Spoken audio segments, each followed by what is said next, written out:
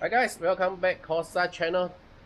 Today we have one 992 to come to do the service maintenance. After we remove everything, we recommended customer to fix the SpeedCraft titanium exhaust. So the customer just okay on. So happy. We also have one more car coming in to upgrade the exhaust system. So this is also the thread flow system, and also some more is a titanium. You can see the material is and also very light.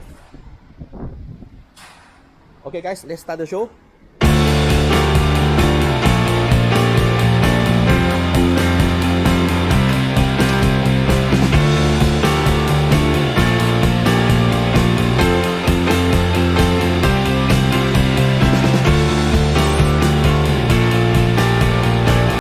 Okay guys, so now the system is already fixed.